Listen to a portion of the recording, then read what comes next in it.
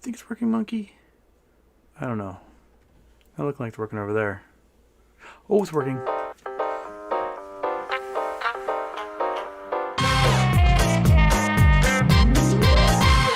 Woo! All right, welcome everybody to Houston. We have a problem. Back in the castle. Man, I haven't talked to you guys in like a week. So, here we go. Here we are. This is what's happening. Got the monkey butt back. Right, buddy?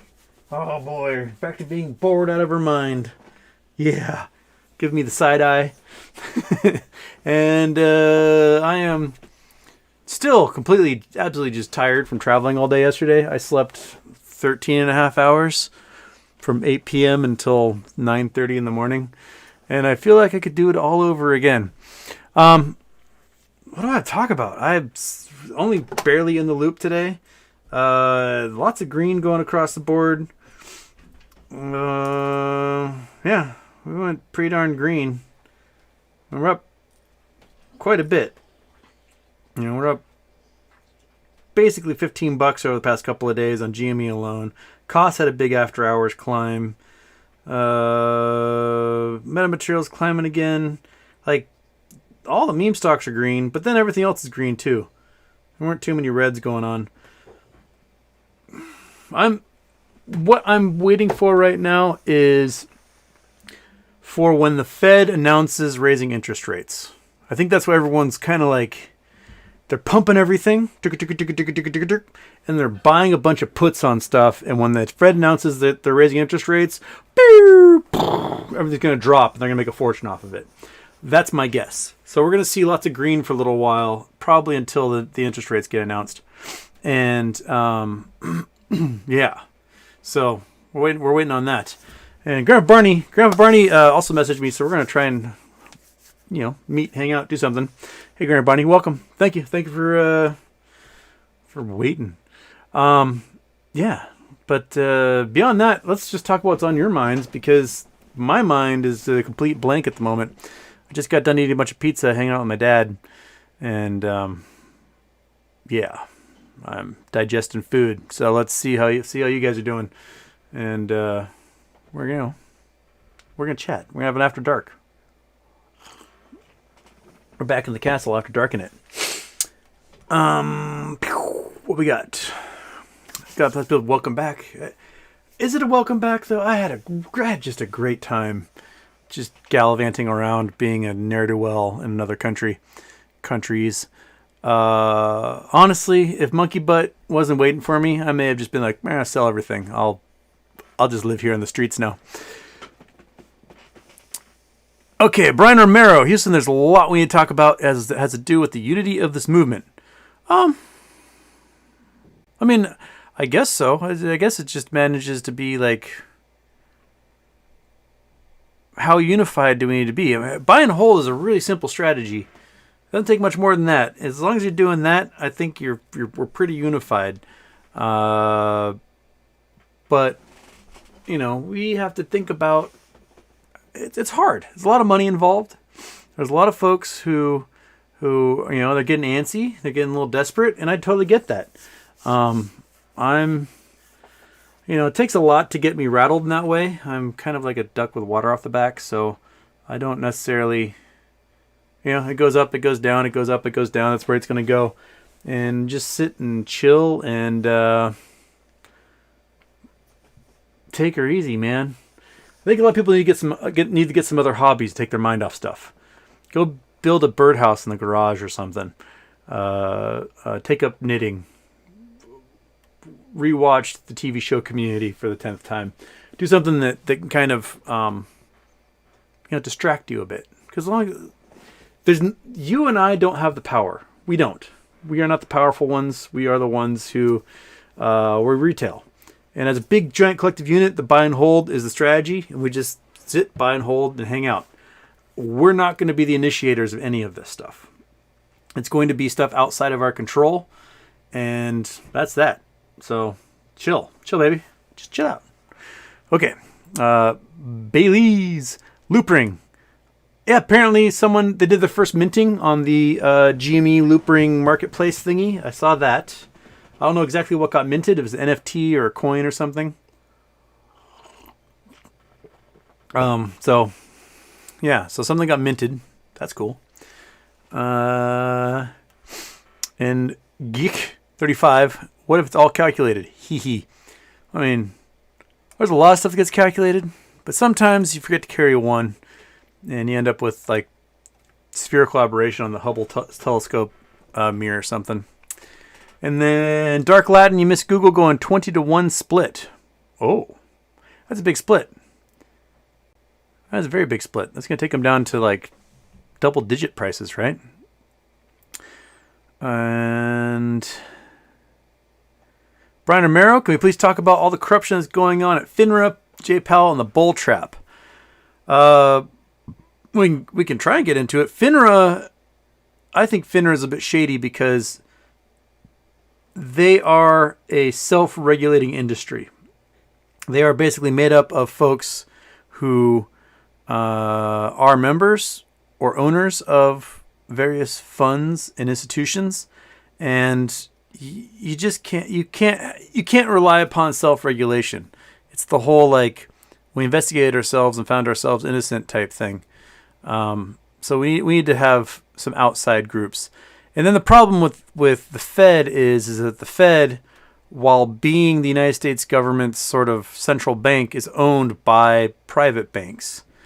And various members of the Fed, presidents of various Federal Reserve banks across the country, and other people that are on the boards, they buy and sell stock, and they do all sorts of weird things when,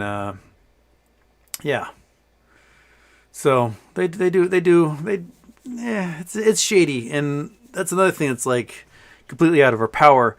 But if we can convince Congress to disallow trading among their members, I think that will go a long way towards Congress disallowing trading among these regulators and central bankers. They shouldn't be allowed to trade.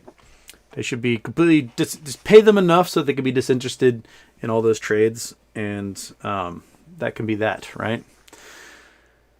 Okay, Daddy Duke. If you're not vaxxed, go get. I know 3 healthy young men who died today. Oh man, it's brutal. Get vaccinated, get the booster, do that. Just it was really interesting actually being in Europe, where you have to show your vaccination status everywhere you go, and to sit outside a cafe, you have to show that you're vaccinated, and it wasn't hard, and it created a strange peace of mind. I'll be honest, like, I know that these 5 people that are next to me, they're all vaccinated, and flying internationally, everyone has to be tested, so. It was a lot. I had a lot less anxiety than like flying domestically, where it's just do your thing and people like snotting all over the place, and then my phone keeps getting warnings that I've been near somebody who has COVID. Internationally, A, the flights weren't that full, and B, everyone had to be tested and vaccinated, and I don't know. It was just seemed a lot.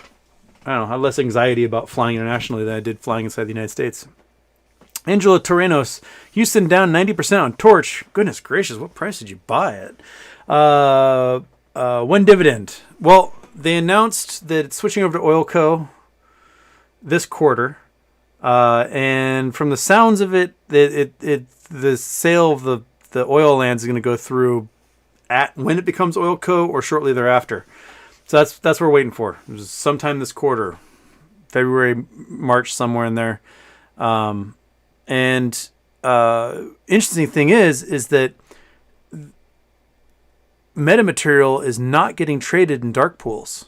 Someone sent me a thing yesterday showing that while other stocks are being traded heavily in dark pools, metamaterial isn't. And I think that they've started to become very wary of just what dark pool trading can do on a stock that's possibly sitting on a $20 or $30 dividend. We've done the math before, but imagine you generated 1 billion naked shares because you're like, this Torchlight company is going into the dirt. Oil's at $40 a barrel. They can't produce anything below $57 a barrel. COVID hit. Oil prices have bottomed out. No one's driving. They are toast. So they short. Bring the price down to 21 cents a share. Then all of a sudden, some genius from Canada is like, I want to get listed on the NASDAQ. I need to find a NASDAQ company that's facing delisting to merge with. Look at these guys. We're going to merge with them. And then they do this merger to talk about selling off all the assets. It's going to be pennies or whatever, maybe $1 a share in special dividend. They're cool with it. Then all of a sudden, OPEC pulls back on production. You've got problems with pipelines in Ukraine and problems in Iran and problems with Venezuela, and oil prices are skyrocketing. It goes above $57 a barrel. It goes above $80 a barrel. It's now the highest it's been in 7 years. And the 200,000 acres of lands that Torchlight had, they're now worth billions upon billions upon billions of dollars, because there's $4 billion barrels of oil proven in those reserves, right? At $100 a barrel, you're looking at $400 billion in oil. So you're going to be able to sell those lands for something absolutely bonkers. And it's going to generate huge special dividend for everyone. So if you've made 1 billion shares and the special dividend is $20, you are now out $20 billion in cash you do not have, right? Because they took all the cash they have and they used it on margin. So that $20 billion in cash represents $600 billion in margin obligations they got to get rid of in order to pay you back. So I think there's a lot of shorts. They're absolutely terrified of what the size of this dividend is going to be.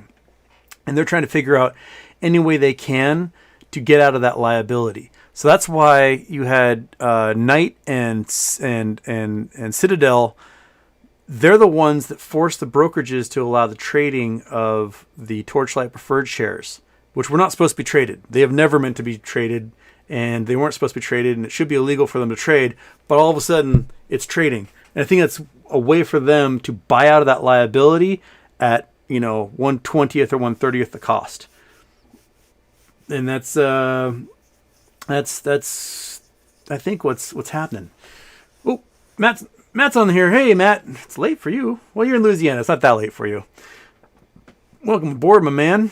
I love you too. We still need to do a show together again. It's been a long time. And Adam E, a.k.a. Lieutenant Likes. Welcome back, Houston. Feeling Griswoldian yet? Thanks for sharing your trip with us. Yeah, man. It was a fun trip.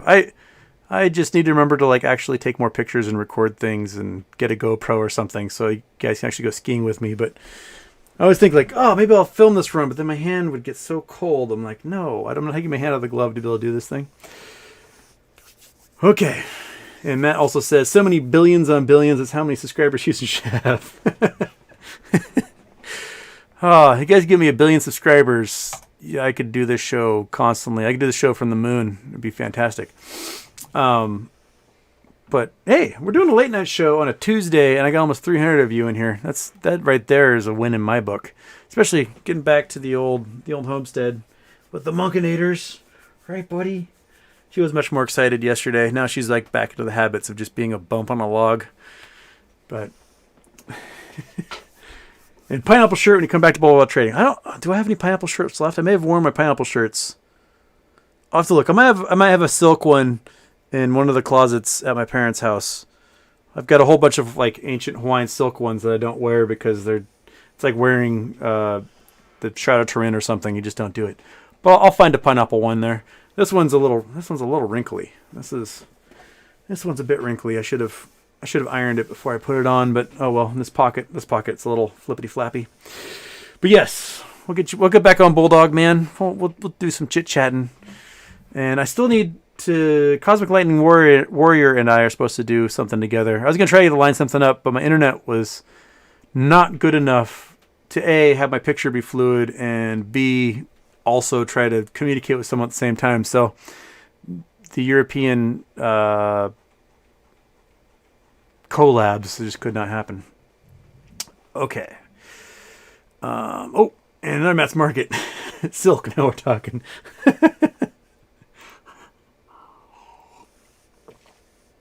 Yeah, baby. Silk shirts. There was a guy who passed away, and he left his silk Hawaiian shirt collection to, I think it's the University of Tennessee Library.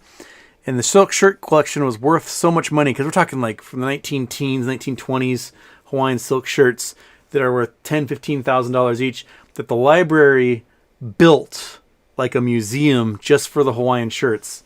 So if you go to the University of Tennessee, I think it's the University of Tennessee, there's a museum inside the library just for Hawaiian shirts, which seems like a really weird place to have one, but hey, there you go. All right.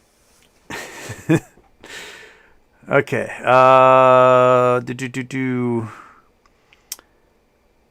Yes, Georgie. Monkey Butt wasn't so mad that I left her, but she has been like not letting me out of her sight. And so if I get up out of the seat, she's like, "Whoa, where are you going?" And she does not trust me to not ditch her somewhere again. Julianne, welcome back. Looks like the SEC is looking at doing something about lending shares multiple times, but it won't go into effect until 2025. Sounds like kicking it down the road. Yes. So it's this transparency rule where they're going to force borrowers and lenders to report every 15 minutes on any transactions that happen with regard to lending shares. And this is because,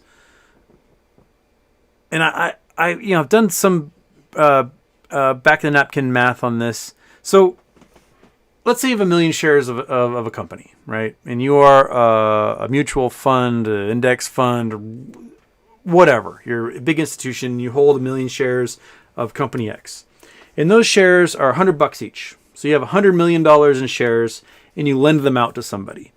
And there's a 1% lending fee, so you're getting, $1 million a year, plus any dividends that come along like you would get for your $100 million investment.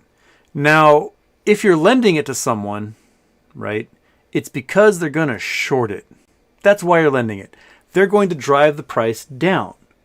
So if they drive the price down on the stock more than $1 million, you have lost money, right? Because if the price goes from $100 to $99, and you only get $1 million back in rent for lending the stuff out, then you may nowhere. But if they drive that price down below $99, $95, $80, down to $1, down to zero, you just lost $100 million investment and gained back, $1-2 million in this interest, in this rental fee while lending it out. And you just lost a whole bunch of money. So what these guys do is they'll lend it out again. They'll take a share they lent out and they're, oh yeah, you sell that thing. And they'll have the synthetic here.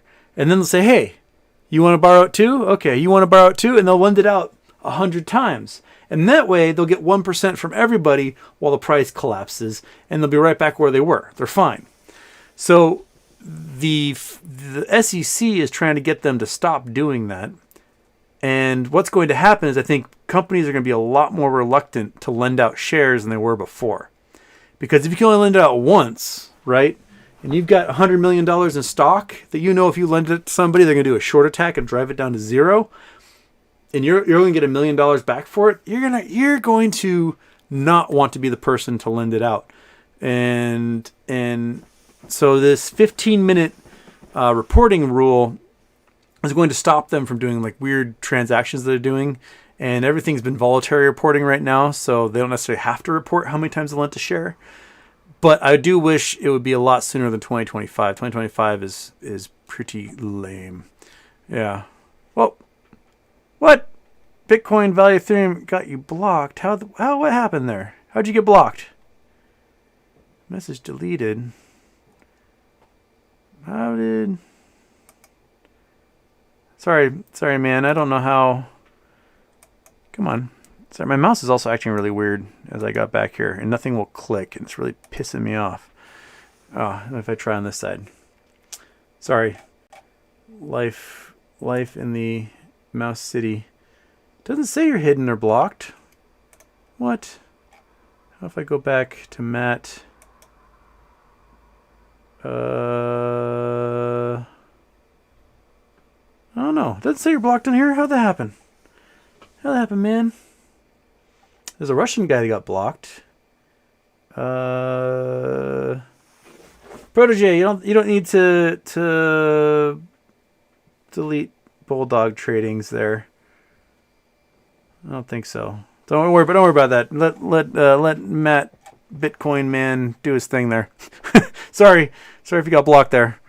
Meow meow. Do institutions pay the high borrow fees or do they get special deals? I don't know. I would assume that they're supposed to, but we have no idea what kind of weird insider deals they do while they're playing golf or drinking highballs at some Wall Street bar after trading hours. So I would assume they're paying those high borrow fees when they happen. So there's the interest they pay on borrowing, and then there can sometimes be a one-time fee that can be pretty insane. When we saw the huge price spikes, we saw sometimes that the borrow fee was like 90%, which is one way that they can make their money back. So if you're borrowing 1 million shares, right, you're paying a 90% fee, that could be a lot of money right up front to be able to borrow those shares, which is really rare and very weird. It only happens when there's like a squeeze going off. So that's one thing that might keep them from doing that. But I don't know what kind of deals those institutions have.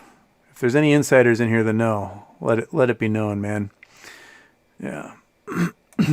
Okay. Man, what's up with this mouse? It is not clicking, and it is really driving me up the wall.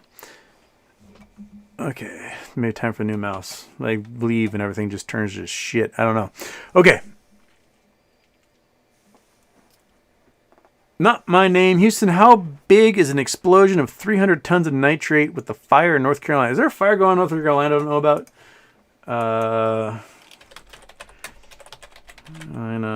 Nitrate fire? 6,000 urge evacuate as North Carolina further plant fire threatens oh, whoa. This is a while ago, though. Pull back from blaze. I guess they're waiting for it to explode. Goodness gracious. Let's go. Let's go to the. I gotta turn off the Google Earth. Go away. Chrome. There we go. All right. So we got at least update 6 hours ago. Goodness gracious. So I think it was 2,500 tons was what blew up in Beirut a year and a half ago, and that explosion was absolutely phenomenal. One of the craziest things caught on tape, as far as I'm concerned. So this is 300 tons.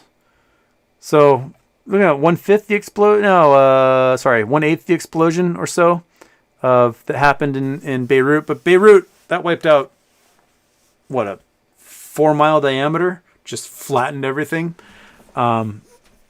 So you look at maybe a mile.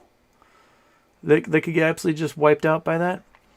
Dang, how come I didn't hear about this? Probably because I was napping all day.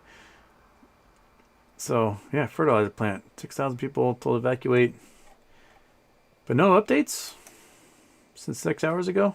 Probably because no one's allowed near there. Just waiting for it to go boom, I guess. Yeah. Fire up to Monday night. Winston Weaver fertilizer plant. Winston-Salem. 600 tons of ammonium nitrate.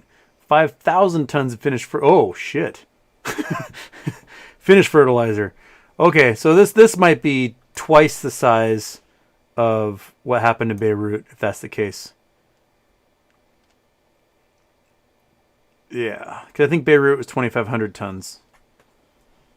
So this is looking at close to 6,000 tons of fertilizer and ammonium nitrate. So that might wipe out several square miles. 6 maybe? 6 miles in diameter for blast radius, something like that, if it goes. Yeah.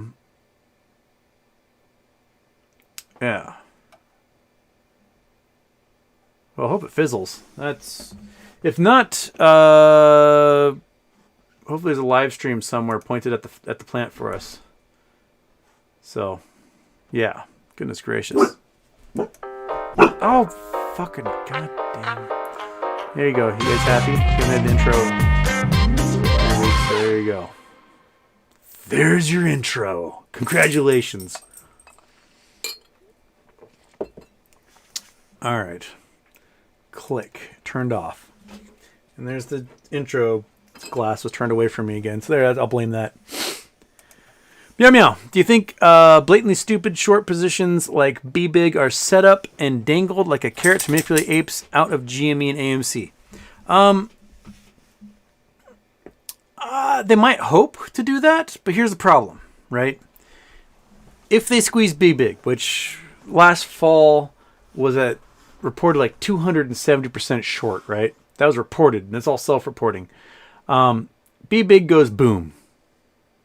We make a bunch of bucks off of it. What are we going to do with those dollars?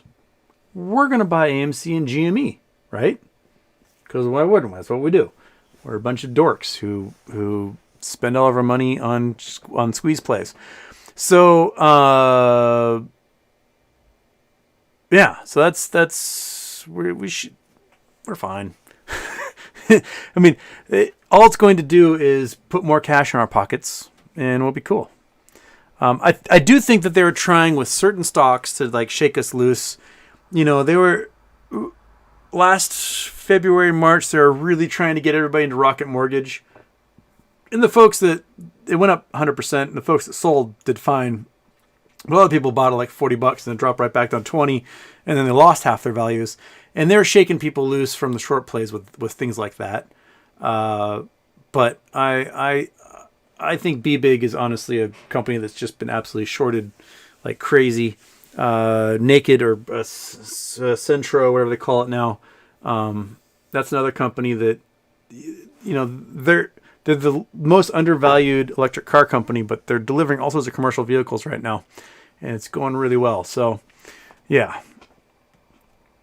So, Bear, man-made explosions are neat, but the Earth laughs at those explosions. Tonga eruption was at least 500 times more powerful than Hiroshima bomb. Yeah, Tonga eruption is the most powerful eruption, I think, since Krakatoa in 1883.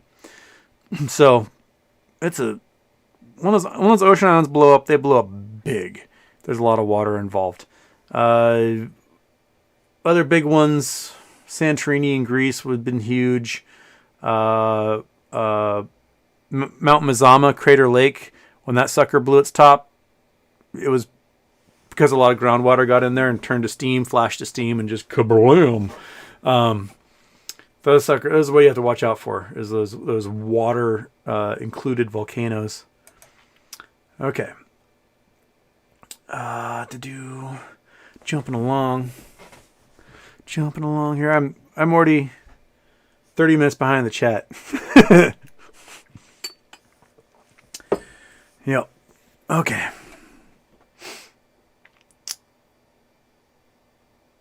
All right. There's not my name nitrate question. And Dr. Magneto, we going to be so green, literally saving the markets so long as we hold? Yeah, probably. And if they let the sucker squeeze and change the rules, all of us will put our money back in, right? Because we'll be able to do safe bets and put in something that gives us an annuity and live our happy lives. We don't have to worry about us retail investors anymore because we'll just turn our brains off and go sit on a beach somewhere and drive our Lamborghinis around. They need us to win big so that we stop bothering them. That's the way I see it. I was in Italy for one day, so now I do this a lot.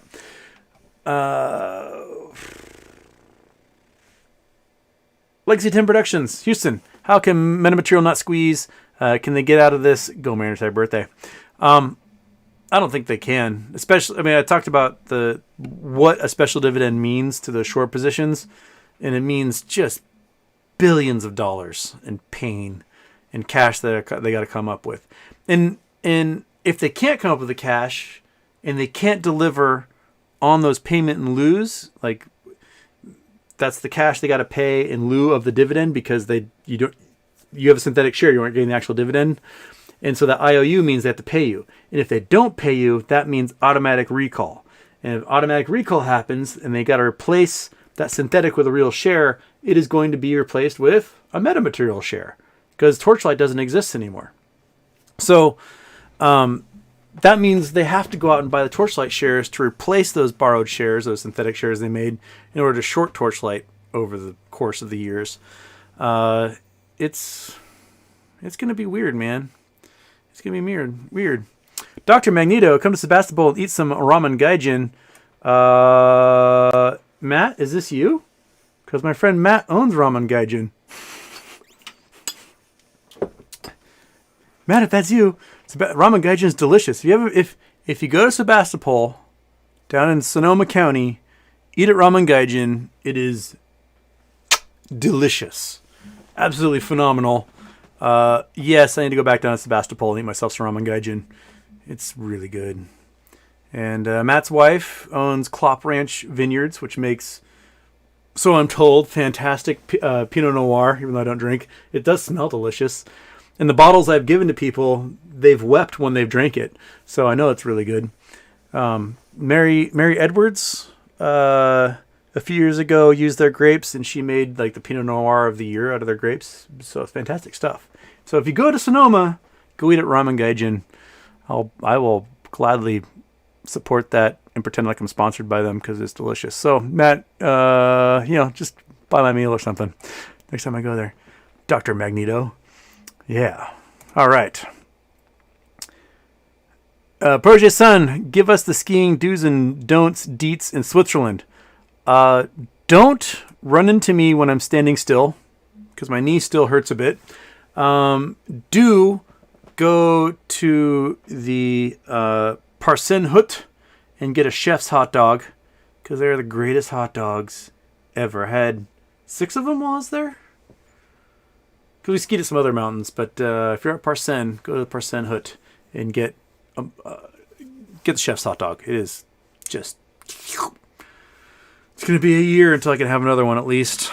So I got to just use my memories and drool at the thought of having another chef's hot dog someday.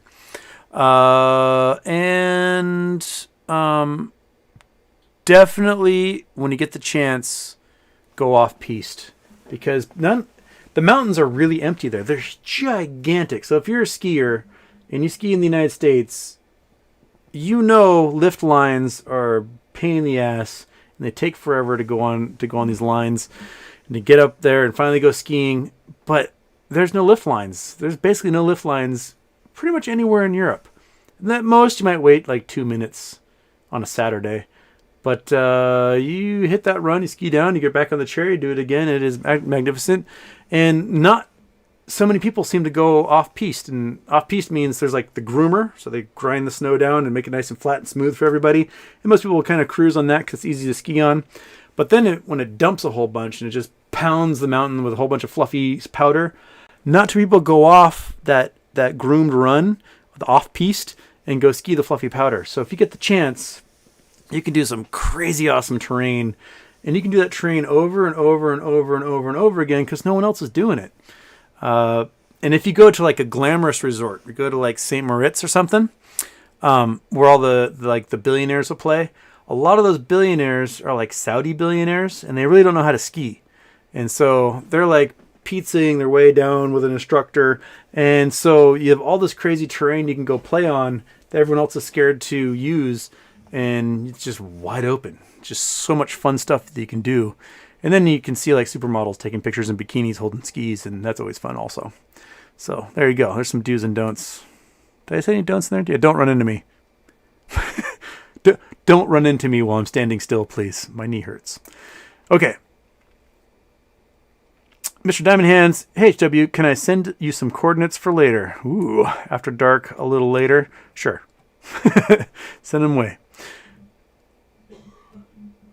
Okay, John Donson. Euros are sad. You're back because it means they have to be awake at 4 o'clock in the morning. Yeah, sorry, doing a late night one. I'll probably do a more reasonable hour tomorrow. I got back and I had all sorts of stuff that had to get done because I've been gone for 3 weeks. And family to talk to and do a lot of stuff. Okay. Dr. Magneto, we know the same dudes. So you're friends with them. Fantastic. That's why you know them. All right.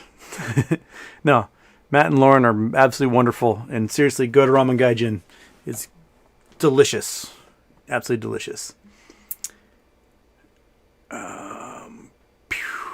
Patrick Squires, can AMC issue convertible debt without shareholder approval? I'm pretty sure they can, or at least renegotiate the debt that exists. I don't think that the convertible bonds that they did before were shareholder approved, so I think that they can. I think it'd be wiser for making it so they sold debt to shareholders, perhaps as convertible bonds, and then paid off existing debt with it. That'd probably be the best way to go for AMC. All right. Legacy 10 Productions, Houston, can they kick the can on MOAS until after the midterm elections? Kicking the can means they've got control of the global market, and I don't think they do. I think that there's a large portion of Chinese-related bonds that are out of their control, and the fact that we need to raise interest rates right now to control inflation means the market's going to take a hit. So we've got raising interest rates going to drop the value of NASDAQ and Dow and S&P 500 and other indexes, and then Chinese bonds eviscerating assets under management by just not paying them back means that there is a big chunk that's out of everyone's control. So what I think they're trying to do now is I think they're trying to raise the value as slowly as they can of blue chips and everything, and then when the interest rates get raised, then buy a boatload of puts. If you read up, they've been buying an absolute insane number of puts right now, and they're buying puts on Amazon, they're buying puts on Microsoft, they're buying puts on Dow Chemicals, they're buying puts on DuPont, whatever you name it. And when they announce the raising of interest rates, the price of all those things are going to drop 10%, and they're going to make a fortune off of it. And so I think that's what they're trying for right now. They're going to get a bunch of cash that way, and that's how they're going to hedge against this whole thing.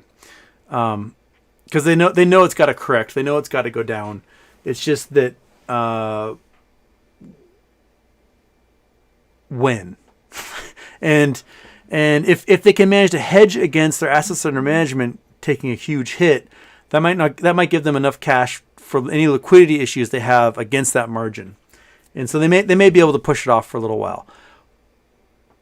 But if everything goes under bigger than what those puts can pay out, then they might be running into some issues.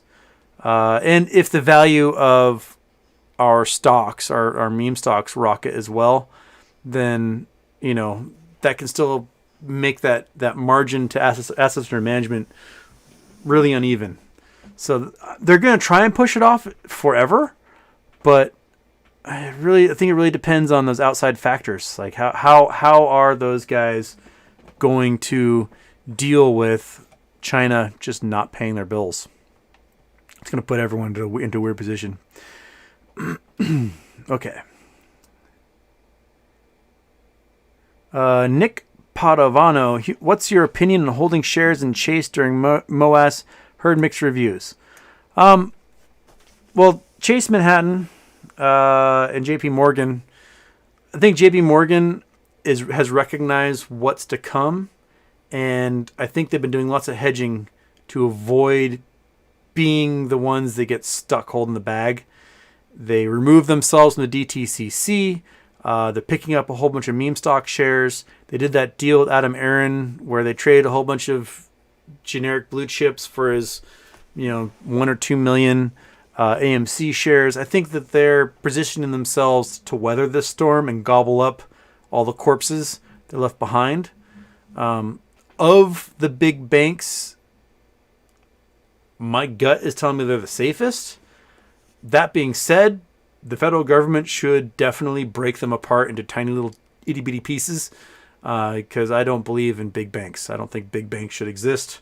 I think there should be just thousands of medium-sized and smaller banks And we need to have more than 3 investment banks in this country. It's not healthy to have everything concentrated that much, especially when like Goldman Sachs is over leveraged 133 to 1 or whatever awfulness it is. But of that, those Chase shares might be the safest. I don't think Bank of America is going to survive, and I have my doubts on Wells Fargo surviving this. Dustin W., how was your experience realizing that we are a tiny speck of sand in the ocean and that is the universe? This is how Mother Nature has insane power we as a species have no control over. I mean, my first realization of Mother Nature's power, I think, was the ocean. Getting absolutely just pile-drived by a wave and me being powerless to do anything about it was really like, I can only control so much of my own fate. The rest of it is out of my hands. And that was a pretty young age. I remember getting stuck in a riptide and almost being sucked out to the ocean when I was like 10. And be like, this might be how I die. Nothing I can do about that. And then when you get into time scales, start studying geology and astronomical time, and you realize that like the smear of our period of time is so tiny compared to everything else that we just can't. We can pretend like we can understand these numbers, but we can't. Like, if you made from Earth's history to today a mile thick, humanity is like a dime thick on top of that. We're just a piece of film, slime that's on the grand scale of things. We're so insignificant, it's odd. And I don't know if it's comforting, I don't know if it's terrifying. My subconscious hasn't decided which way yet. And you look at the vastness of space, and you try to figure out how big everything is. Like, we're one planet going around one star out of 200 billion stars. 200 billion. 2 with 11 zeros after it. In one galaxy. And there's another 250 billion known galaxies out there. Like, we are nothing. We're nothing. You're nothing. And that insignificance is kind of freeing, but at the same time, it's like frustrating. I don't know how you deal with it. You just kind of leave, put one foot in front of the other or something. Dawn, I can't stay awake. I listen on the way to work at 6 a.m. You liked TMBG, so maybe Giants, yeah. So check their new song, Brontosaurus. I can't remember the dream. And I can't remember. Okay, I do like the maybe Giants. They're fantastic. Okay, Don, will do. Have a good night's sleep. Sorry I'm on so late tonight. I'll be earlier tomorrow. Brian Mero, AMC Moas, and Mehmet, OCGN, Prague, then Bomb, Vu, Spy. All right, Brian. Okay, all right. So I'm only 40 minutes behind in the chat now. You guys are asking good questions late night. Late night shows always had the best questions. Much better. Late night shows have better questions than daytime shows, I'll be honest. Okay.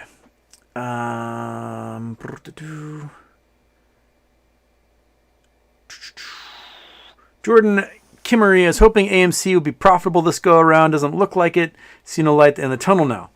I think their fourth quarter, I wouldn't doubt their fourth quarter is profitable, but this quarter is going to be absolute desert. Omicron just hammered everything down again, and people are reluctant to go to theaters. So I think the first quarter is going to be really bad for AMC, and they're probably going to have to deal with a bunch of debt again as a result. So yeah, but again, we're not holding it because it's profitable. We're holding it because they shorted it too much, and let's just hope that the board does their job and helps us in the long run.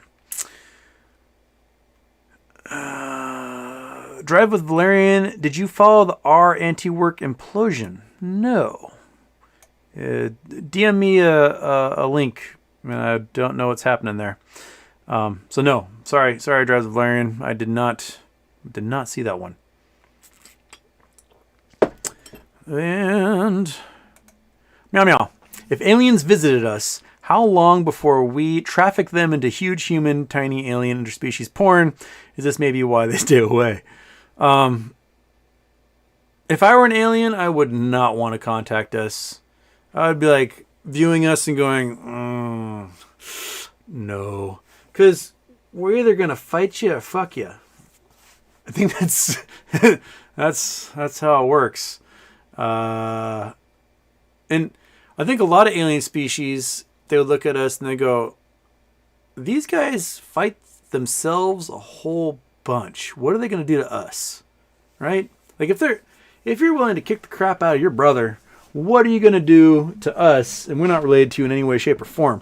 I'd be terrified of humanity. We devote so much of our energy to just eviscerating each other that I wouldn't want to if I were an alien species, I would put a do not contact embargo on our planet. I would stay away, man. It would be just a bad place to go.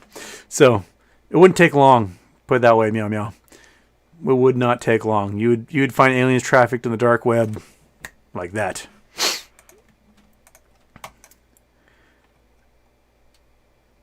Okay. Dennis C., when do you think the market will crash? I think there's still a big dip coming with raising interest rates. I do think that supply chain issues and corporate debt bubbles are going to hit us hard. But I think at this point, now that we've kind of solved the debt crisis, the federal debt ceiling problem, that's, we don't have to worry about that anymore. That was going to be the trigger.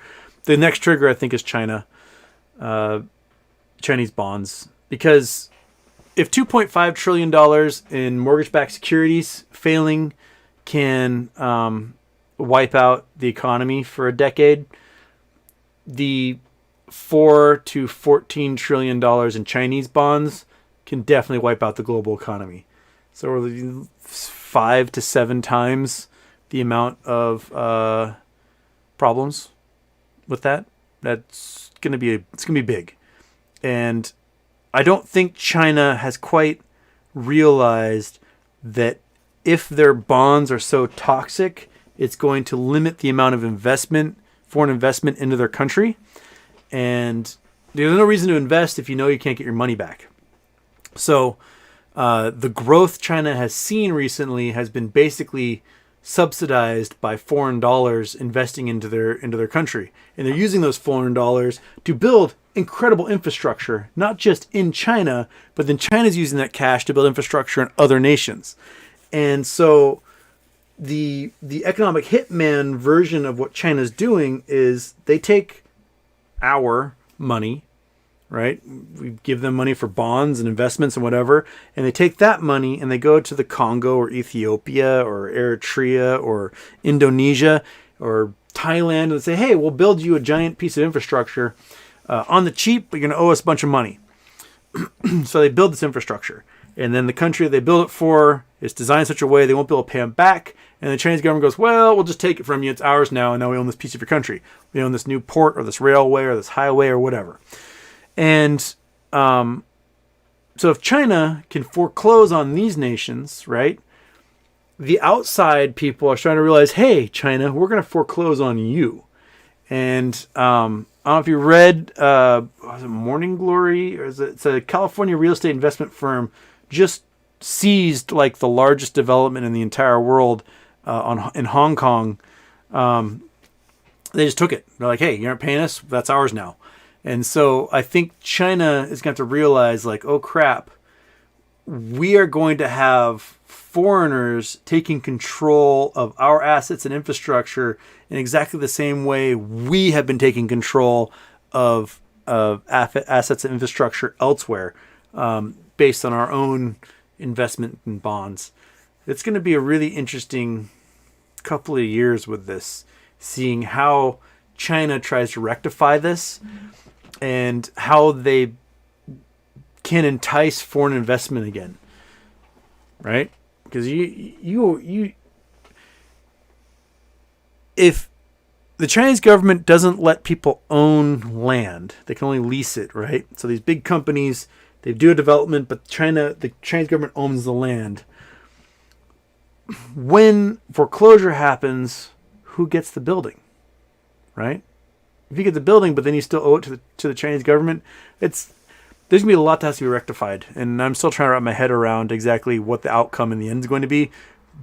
But one thing I do know is a lot of people are going to be out of a lot of money that just disappeared into nothing, into crappy concrete buildings in China. And that, my friends, is why I am 50 minutes behind the chat. Okay.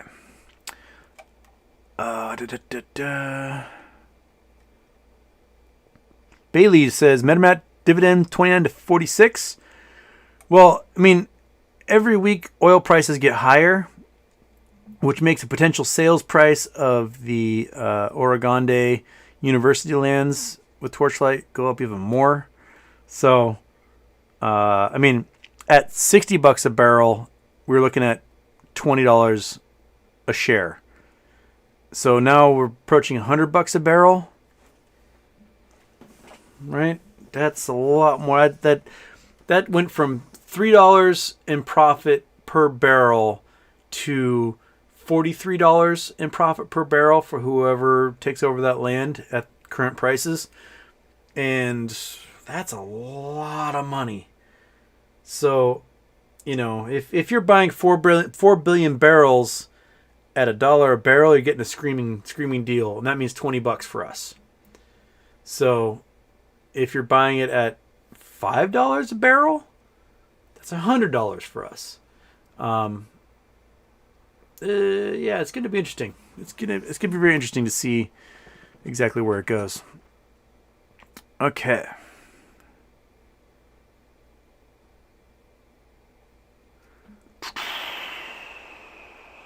Mr. Fahrenheit can't afford to send a super chat. That's okay. You don't have to send a super chat, man. I appreciate it because this is sort of becoming my livelihood. I'm not teaching again until spring, so you know I do appreciate those willing to watch and sit through ads or send super chats if you can, or go to the Patreon and subscribe on there as a thank you for reading all day long and arguing on Twitter for us. I do appreciate that. It is the weirdest thing, becoming a niche micro celebrity on the internet. My brain still does not understand, like, in Switzerland, like, what do you do for a living? I'm like, I talk on the internet. Is that a career? Is that something? I mean, if you asked me a year ago, I would not have said that. So we're in a weird place that, you know, I can have 400 people at 9 o'clock at night, West Coast time, sitting in here asking questions and wanting to learn about markets and volcanoes and earthquakes and space and history and whatever else. It's fantastic. Meow meow. Which do you prefer? Voltron, Lions or Cars, Thundercats, Lunatics or Mutants, Transformers, Megatron, or Galvatron? Oh man, I gotta remember all of them. So I had pieces of Voltron, but never had the full Voltron when I was little.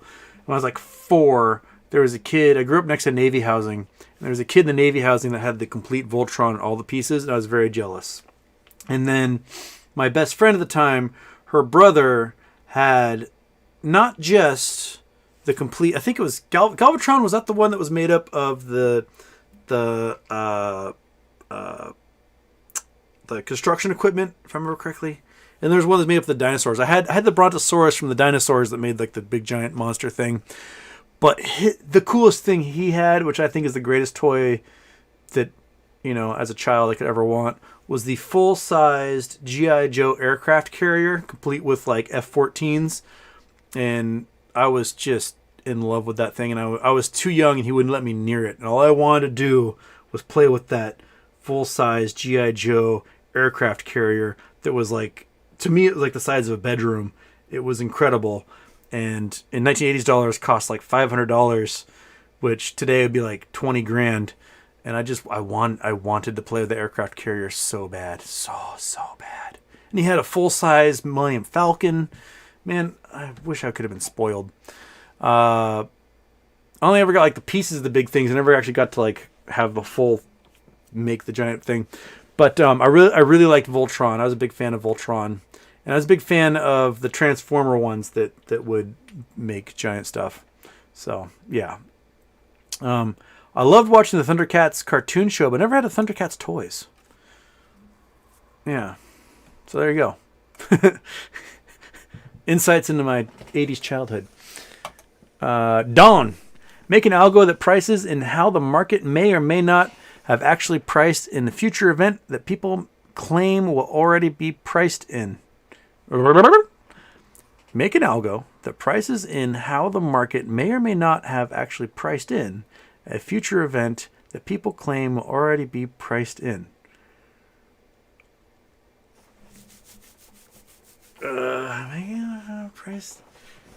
Make an algo that prices in, so it predicts how the market may or may not have actually priced in a future event that people will claim will already be priced in. I'm sorry, Don. I'm really having a hard time with that one. Make an algo that prices in how the market may or may not have actually priced in a future event that people claim will already be priced in. So you're saying make an algo that will predict a price that we say the market has already secretly made the price of? I may need clarification on that one, Don. I am trying to figure my way around that one. Maybe when I take a nap tonight or fall asleep, my dream sequences will solve this puzzle for me. Make an algo that prices in how the market may or may not have actually priced in a future event that people claim already... You're hurting my brain, Don. I'm sorry. Let's claim in. Here's some dog treat money from Sonny the Maltese. Oh, Monkey Butt. You have a Maltese buddy. Right? Are you just so tuckered already? Did you just have such an exciting day of running errands that you just cannot? That's all right. You don't have to. Thank you. Thank you, Liz. Thank you. Okay. All right. So I'm still 50 minutes behind in here. All right.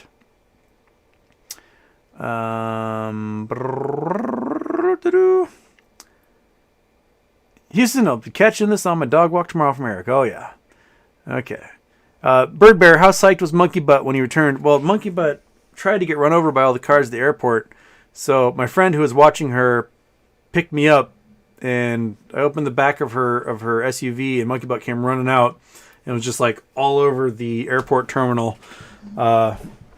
Thankfully, she didn't get smashed, but she basically was like panty smile for like 3 hours straight, just like ha ha ha ha, and then wouldn't let me out of her sight. Yeah, so, and she was really, really, really interested in the guy that kept passing out next to me at the ferry terminal last night. She kept wanting to go over and just like have a big old sniff or lick on him, and I was like, no, let's let him watch his porn and keep passing out. He did fall asleep very solidly, and when they announced getting on the ferry, I was like, I'm not going to wake him. He just looks so comfortable. We'll just let him wait for the next boat. He needs the nap anyway. But yeah, Monkey Butt was stoked. Weren't you? And now you're over it. All I really wanted was to go back to her bed. I got home, and she's like, bed. That's where she went. Eric, Houston, feel free to say hey to my pup, Raina. Oh, Raina. Sorry. Raina. Hi, Raina. Hello, all the pups out there.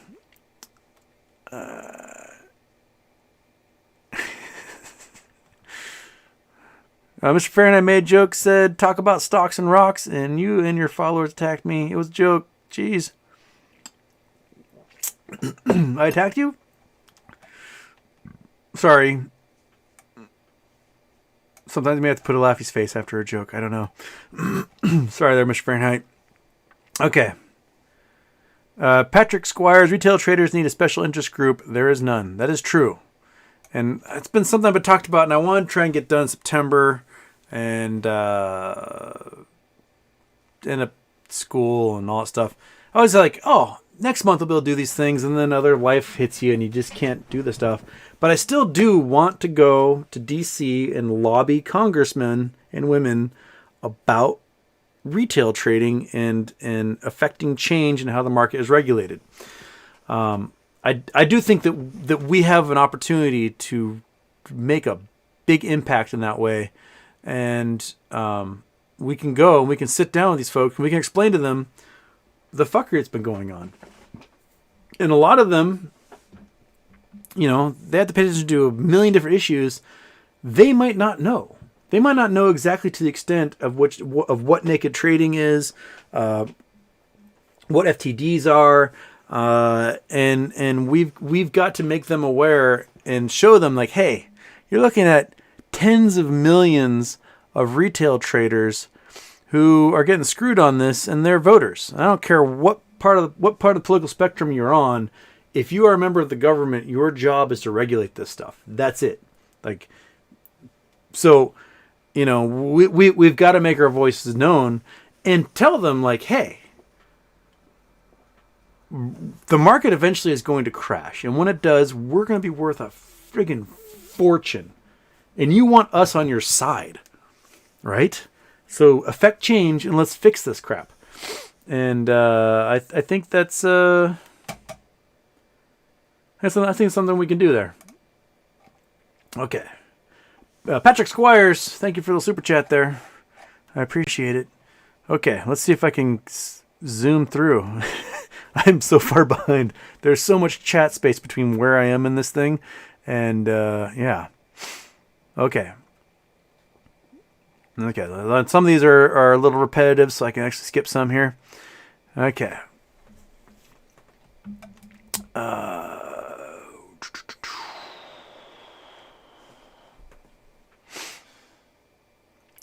Dark Latin. I remember having those USO contracts back in those negative oil price days, and they were saying how technically they were supposed to send oil drums to people whose contracts expired. I don't know enough about that to really jump in there. G Fund YYC. China crash won't happen until after the Olympics. Oh, definitely. Yeah, they won't do it while the Olympics are happening. Just like Russia didn't invade Ukraine until the Sochi Olympics were over. China's on its best footing right now, and they're trying to be as nice as possible. And so until we got at least until the end of the Olympics before everything is going to just absolutely implode. And so March. Shit's gonna happen in March. Evergrande, they're getting these balloon payments now that they're missing. Looking at, I think, like 1.6 billion for February and 2 billion for March that they're going to completely default on. Plus, all those other real estate firms are also toast. And then soon, the municipal bonds. They're going to start missing municipal bonds here coming up the next year, and that's just going to compound those problems.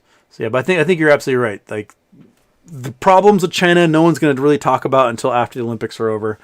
And right now, everyone's so focused on trying to keep COVID out of Beijing that everything else is on the back burner, I think. Meow meow. What happened with buy pressure from all those deep puts they had? Are they ignoring the rules? If you'll see, I think it was it Bird Bear? Was it you that posted it yesterday about the puts? If you're still in here, they bought a boatload last week and this week for 2023, January 2023, at just stupidly low prices. Because they cost almost nothing, and you can use that as locator rules. So, Bird Bear, if you're still in here, I think it was you. I retweeted it. I know that. I think it was you that I retweeted about that. But like the volume of puts for January 2023 last week and this week just went through the roof. Absolutely exploded. So they bought a ton. And if you are a market maker or an option seller, it's a no-brainer for you, right? You can sell 300,000 contracts at $1 a share and make yourself $30 million, because why not? So that's because the price is never going to go down that low. So you don't have to worry about actually having to produce those shares. You can sell it naked all day long. So you'll make a boatload of cash doing that.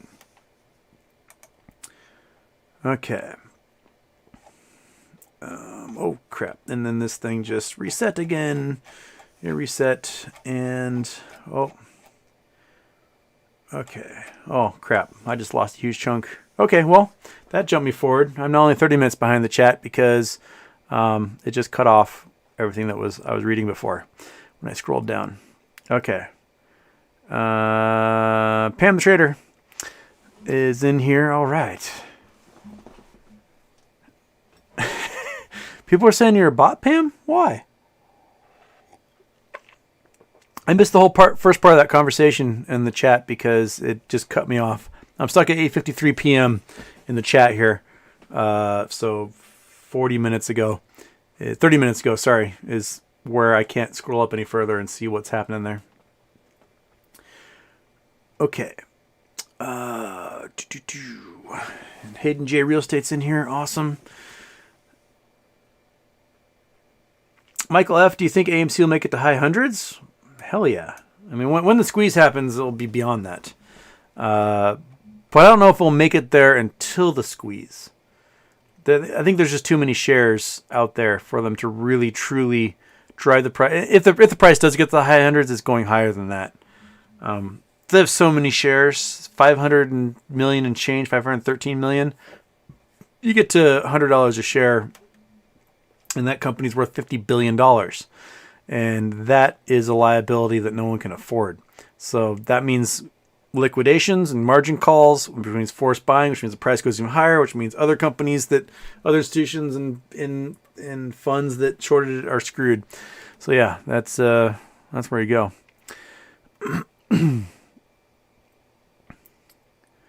Bo Fleeman, have your cell numbers changed at all with the new influx of apes investors? Glad you're back. Safe, bro.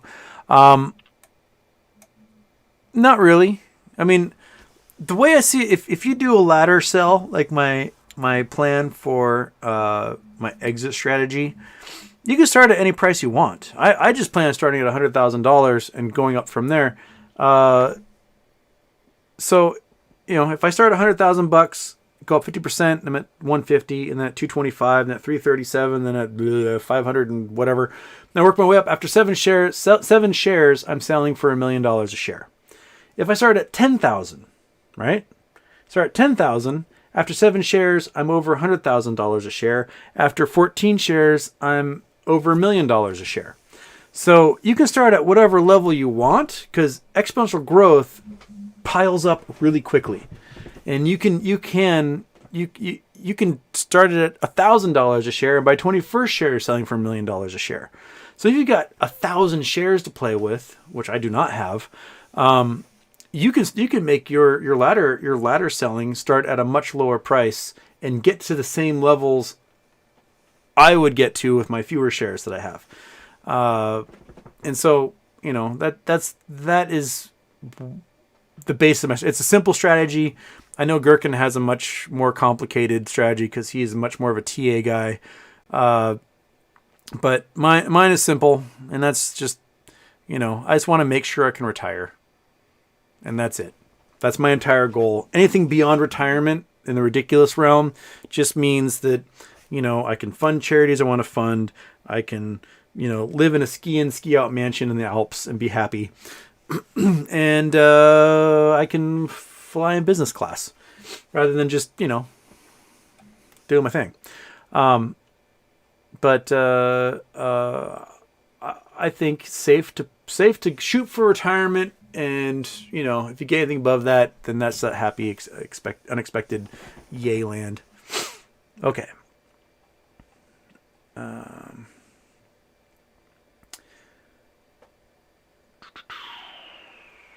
Jordan Kimmery, they won't announce selling bonds to shareholders because people will sell the sell and stock will tank. They will do it privately and then dump the bag on us again so they can get their money and continue the charade. That's my fear. Is that that's what the AMC board's going to do? Is that they're going to do this renegotiation and make convertible bonds The price will have a big spike one day where it will shoot up to $30 a share. It will trigger those convertible bonds, and all of a sudden there'll be another 100 to 200 to 300 million more shares trading out there. And the price can go and it's going to start all over again. That is my fear exactly. Matt Simon, Boss Blunt says AMC will go higher than GME. Any thoughts on that? I don't agree. I don't think it can. Simply based on the fact that it has 10 times the float of GME. So that just means in a squeeze event, it'll be worth 1/10 the price. That's that simple. So I disagree with Boss Blunts on that.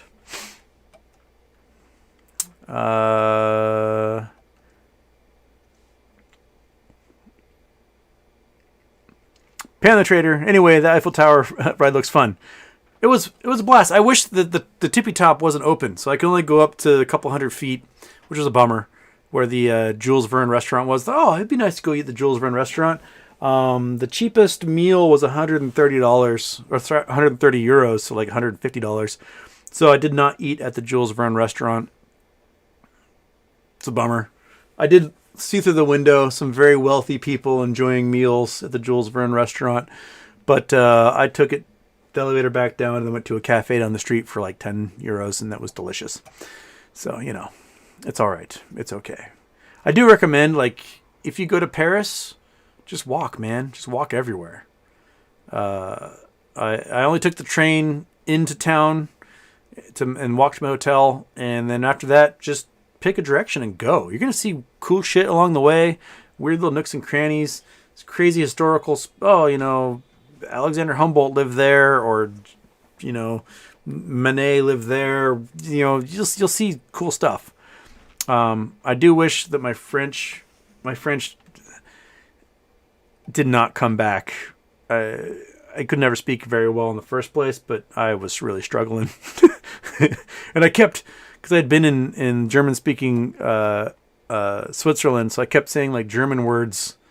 I kept saying danke rather than merci, and they looked at me like I was a weirdo. Grazie. Just throw them all in there and see what they do. Okay. All right. Well, I got Mike Tyson in here. All right. Well, sorry, Michael. I didn't mean to have you guys kicked out of there. But sorry, Mike Tyson did something, get kicked out. That's all right. It happens. Okay.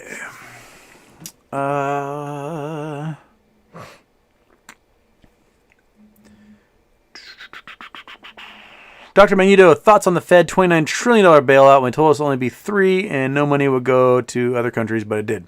Yeah, the Fed will dump money. I was talking about, this is before I had a YouTube channel. I was telling somebody that like the Fed dumped $17 trillion in the past few months, and they're like, no, they didn't. They only did $7 trillion. And you have to go through a whole bunch of articles, and you find with repos, reverse repos, direct bailouts, all this stuff. Yeah, it was like $17 trillion in 10 weeks or something is what went into the market. And I have no doubt that more went in because we have to pay for a bunch of stuff. We had to pay for PPP loans and interest rates on pause student loans and bailouts for federal contractors, and we had to make sure the bank stayed afloat and that credit kept flowing. And yeah, it's really expensive. The economy would have contracted 50% or more. We technically were in a depression by summer 2020. The economy contracted so much, and so many people were out of work, and so few dollars were changing hands that we were basically in economic depression. It was the deepest recession, numbers-wise, that we've had in a long time, and only because that money got injected, the economy saved it. The stock market was an absolute free fall, March 20th, 2020, and it was the direct injection by the Federal Reserve that kept that stock market from collapsing entirely. We went down 37% in a matter of days. and it would have gone further if they hadn't done that. So, that cash, however they did it, I do think a lot of it went to the wrong people. I think more of it should have gone to humans rather than institutions.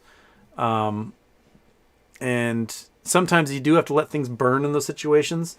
Like if they aren't set up to weather the storm, sometimes you gotta just be like, well, that's it. Someone else will take your place. But the important thing is keeping humans fed and housed and insured and things like that.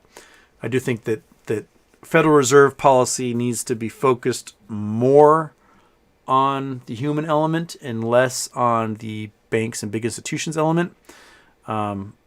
Because as long as humans have a roof over their head, who gives a shit what's happening with those institutions? There's other things that we can do. That's kind of the way that Iceland took the economic collapse. So Iceland became this offshore banking center, and lots of weird loans were going through them for luxury yachts and luxury homes and subprime loans and stuff were passing through there. And when the economy absolutely collapsed, the government was like, hey, bankers, you did some shady stuff. You're going to jail. And the banks were like, you need to bail us out. And Iceland was like, nah, you can die. And, boy, if you die, your economy's going to collapse. Like, well, 50 years ago, we didn't have an economy. So let's go back to like catching fish on the sea. It'll be fine. And the economy went, and they went back to catch some fish for a while. And then it's right back up again 10 years later. So you can survive not bailing these folks out. And focus more on the people themselves. So yeah, like we know the Federal Reserve had to do these injections to save the economy. They definitely did more than what they had said. And I do think that not enough attention was paid to the human element of all that. That's where a lot of it was. I mean, the earnings of Americans dropped by $3.5 trillion, and the wealth of the wealthiest Americans rose by $3.5 trillion. It's like, I think some of the money went to the wrong people in this case. Pre-pandemic, Elon Musk was worth what, $20 billion, and 2 years later is worth $300 billion. That shouldn't happen. Tesla sales didn't go through the roof and at that much of a rate. There's no reason. There's no reason that anyone should be worth that much money. There just isn't. And I think a lot of that comes down to, people found a company, right? And then they go public with the company to get a bunch of money, and their value goes, and they don't want to sell their stock, because if they sell their stock, they lose control of their company. So they amass it, and they just amass this giant wealth, and they don't want to let go of any of it. And there needs to be a way, I don't know, like if you send a company public, well, you just give up control of your company. That's it. That should be it. Someone else gets, I don't know. I don't know where I'm going without rambling. Monkey. We just need a different system. The way companies go public and then people become quadrillionaires or whatever. It's just it's unnecessary. You don't need $300 billion. You just don't need it. If you have $1 billion, you have more money than you'll ever need. And you could ever spend. If you manage to lose $1 billion, you're either had the greatest time of your life or you're the dumbest son of a bitch who ever lived. So, I mean, if you have $1 billion, you're making what? Okay, so you're making $80 million a year in interest and annuities and like the lowest return funds out there. So $80 million a year. It's pretty good living. That's what? $6-7 million a month. Not too shabby. So $1 million to $2 million a week. That's pretty good.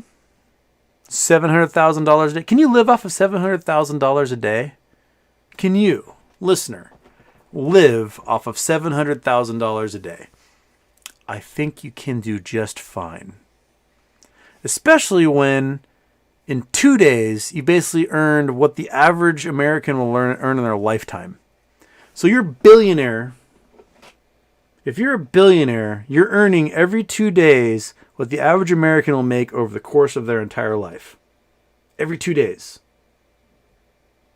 So every year, you're making the value of,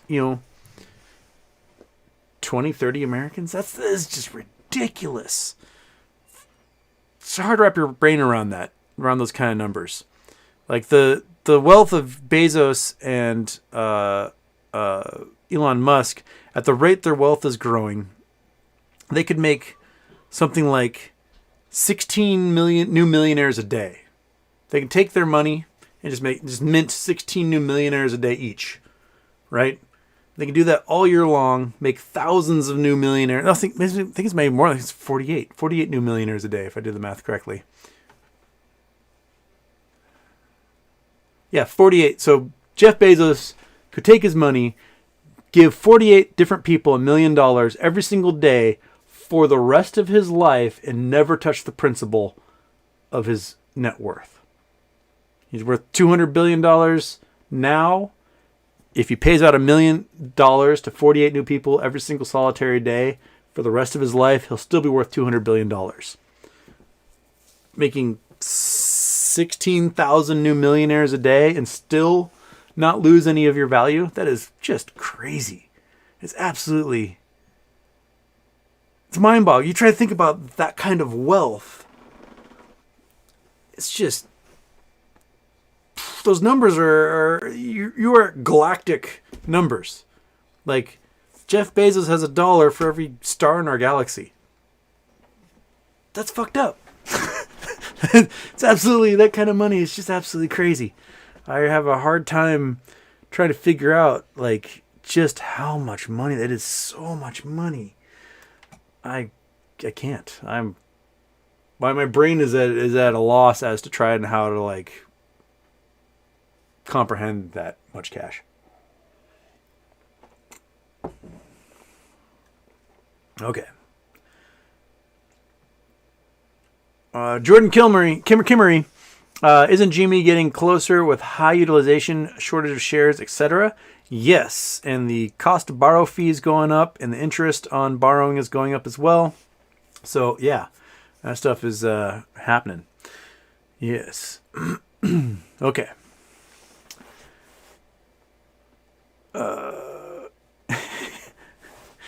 All right. Yes. Thank you, Daphne and Project Sun, for hammering in here, and Pete and Cough Burp. And a lot of the folks are in here right now. It's awesome. All right.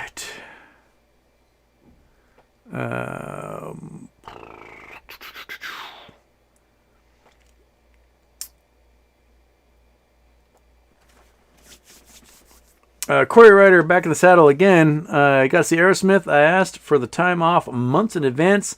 They said to date I had to come in to work, but got burnt like a lobster to see Aerosmith. That's, so I have a friend who lives in Spain, and she works for a state agency here in Washington. And they don't know that she lives in Spain. That she was like, fuck it, I'm moving to Spain.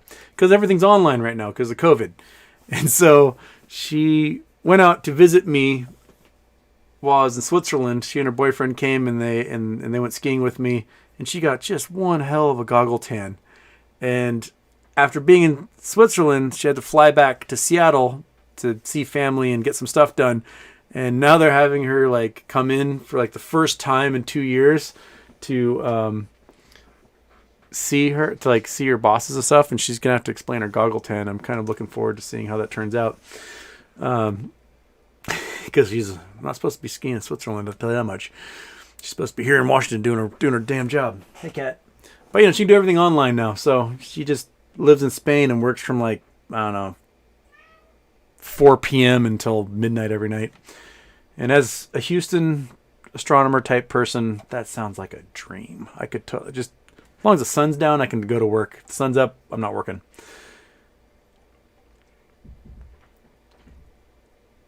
I was at the Aerosmith concert where Steven Tyler fell off the stage at Sturgis.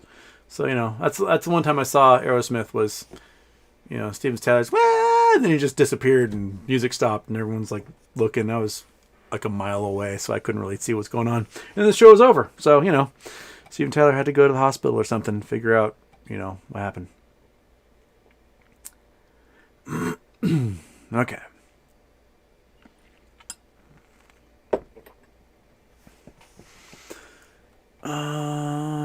Pete, why aren't you getting notifications when the show goes on? That's weird.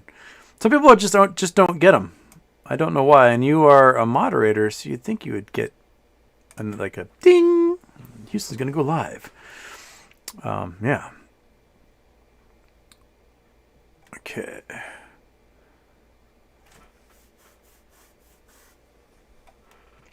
J.M. Gill. If a blueberry was the size of the Earth, an atom would be the size of a blueberry. What's another amazing analogy you can think of? Well, the one that I teach all the time in astronomy is making the sun the size of an orange. And I was trying to explain this to that flat earther guy who wanted me to create a scale model of the solar system to prove an eclipse can happen. I was like, try to explain to him that if you made the sun the size of an orange, right? Made the sun the size of an orange, and you wanted to make Earth. Earth would be the ball in a ballpoint pen 40 to 60 feet away from that orange, right?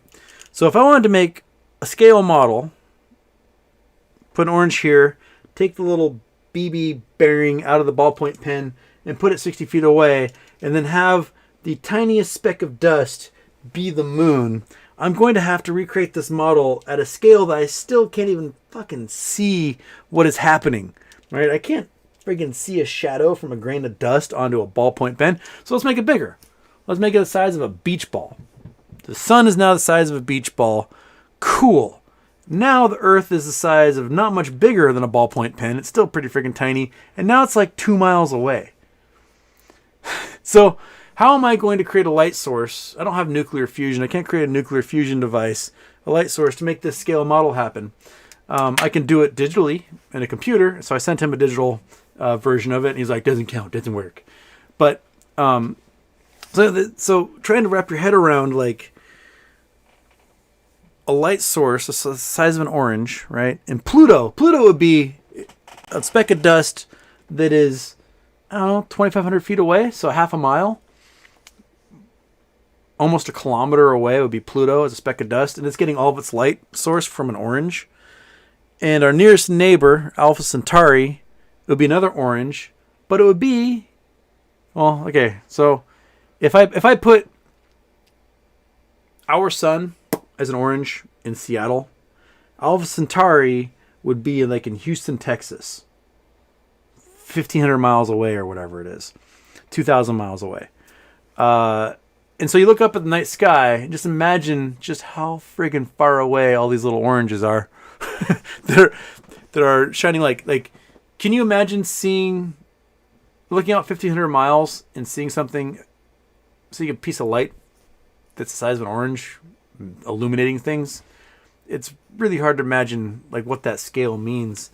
And if we wanted to get down to the atomic size, we shrink ourselves down to the point where like the nucleus of an atom was the size of an orange, the electron would be like 5,000 miles away.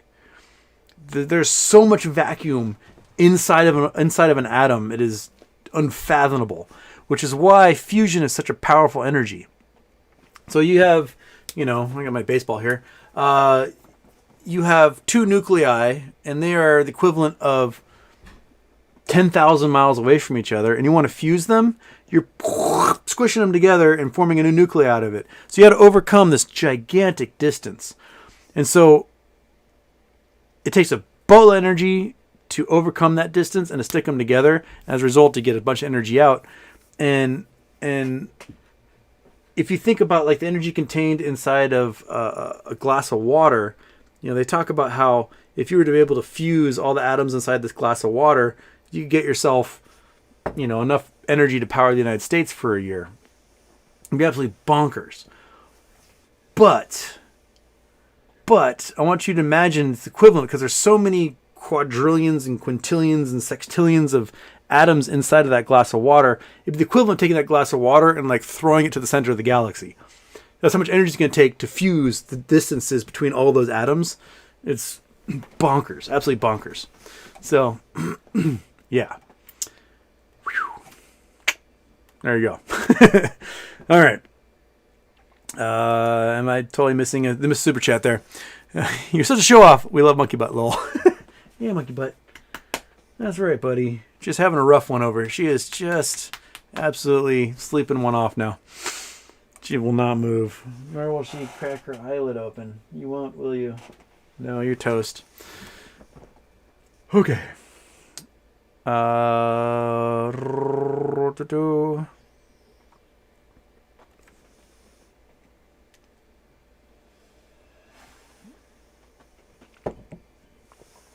Matt Arnold Lewis highly suggesting that we sell AMC at $73 a share, saying it would be safer and anything higher than that would risk loss. Is that true?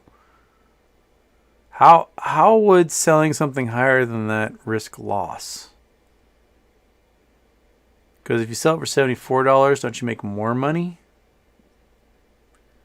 Is Lou suggesting that everybody's just going to be like, well, AMC's done at $73. I'm going to sell everything. And then they're going to be able to make up the 4 billion naked shares that they created? I don't think so. I think at $73, people are going to go, woohoo! Why? Because we already hit $77 back in June and no one sold. So what would make them sell at 73? I don't agree with Lou on that. I don't really agree with Lou on much, apparently. I don't understand the dude. He'll make these little videos and he'll explain like a market mechanic. I'm like, totally. I get it. In the last 30 seconds of his video, he'll just throw this curveball. I'm like, that's not what any of that points to. I don't get it. Yeah. DJ Spins. Ooh, we got our first coordinates here. We may have gotten other coordinates earlier, but I totally missed it. But let's see here. Copy. Go to scene. Bam. We go to Google Earth. Ba-boom. We click on Google Earth on the screen. Shabam. And Control V. I got to delete that part. Put a comma in there, and we go boom. We are going to Vermont? New Hampshire. Where are we? We are at a little place here. Atop of a mountain. Looks like those observatories. Where are we? Lyndonville Air Force Station. Oh, it's an old listening post. East Mountain, Vermont. Okay. This looks like the East Coast equivalent of the Boron Air Force Base in California. So this looks like a listening post that's been abandoned. That's cool. That's a cool little ghost town here. Let's see here. Got a good peak of a mountain. Got some old... I can't tell if those radar domes still exist or not. But if you are in this area, definitely explore this if you can. What do you say here? Give us the full thing. What?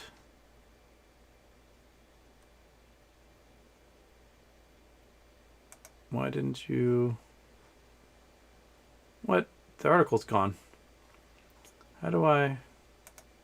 Back to Earth. This says... You guys can't see it because it's a little white square on your screen. But it's a closed United States Air Force General Surveillance Radar Station located 14.6 miles northeast of Lyndon, Vermont. It was closed in 1963. So it's been closed for a long time. So yeah. It was one of those listening posts. They're probably similar to... Is that rain, monkey? It sounds like it's... Sorry, it sounds like it's absolutely just pissing rain out there right now. That just got really loud, for me at least. I don't know if you guys can hear it in the microphone. But, yeah.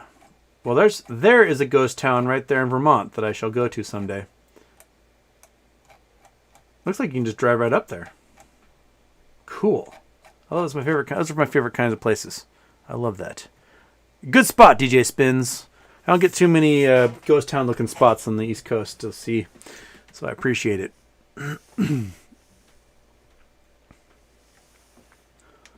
Okay.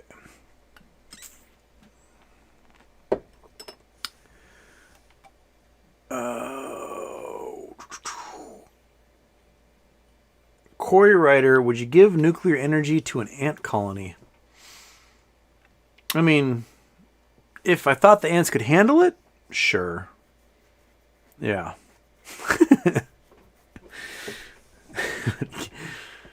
Here you go, anties.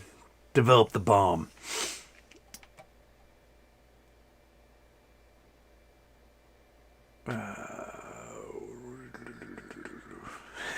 People are still talking about Pan the Trader being a bot. Okay.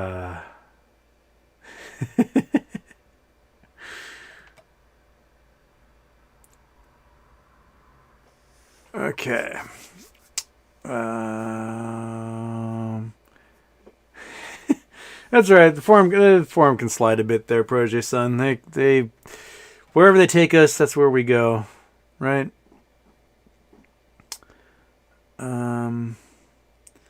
Okay.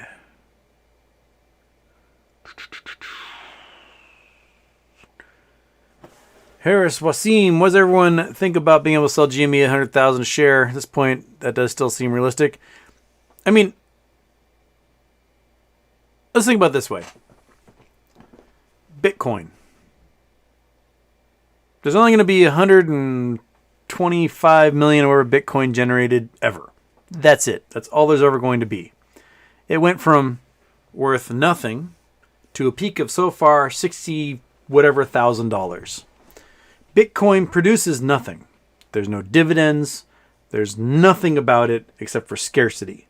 And that scarcity is the 120 million whatever available Bitcoins there are. So if it can go from 0 to 60 whatever $1,000 and you don't own anything except for the Bitcoin itself, it produces no dividends, it produces no interest.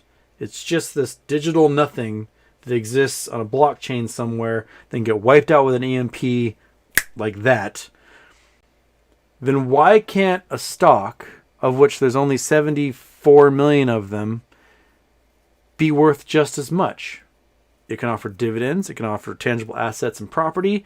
It is ownership into something more than just a digital whatever. So why can't GME be worth $100,000 a share? Why can't it be worth $1 million a share?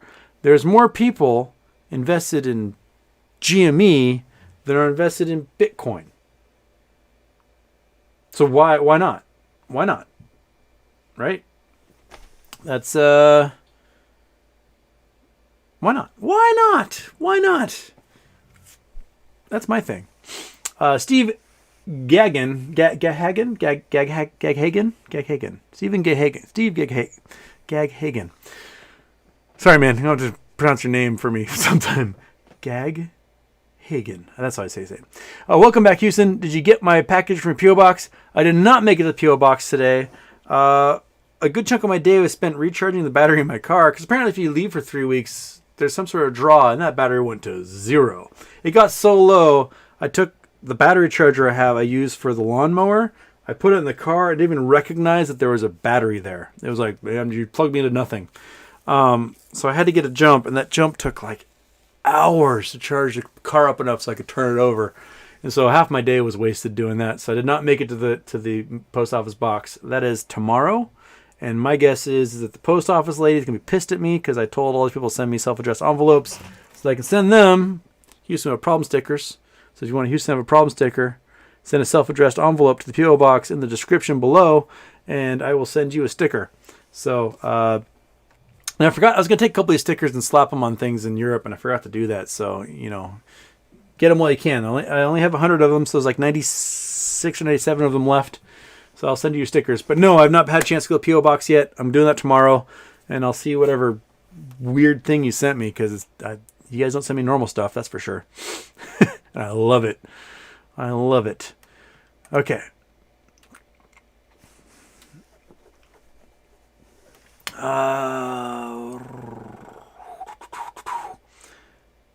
Okay.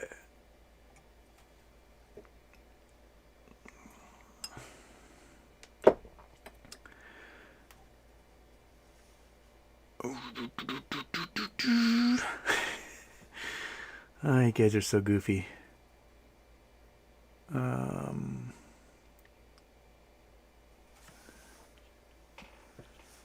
Jarhead Brian, do you believe the Sumerian tablets describing the Anunnaki? Oh crap, we talked about this in the class I had last year. I'm trying to think, where's... Alright, do I still have the textbook is the question. If I do have it, what shelf did I put it on? Was it World Civilizations? Alright, folks. We go back here to the Anunnaki. If it is listed in here. Crap, this might not be the right book. I thought it was in this one. Where's the other one? Let's go and glow pad. Alright, crap. I got... I'm trying to remember which class it was.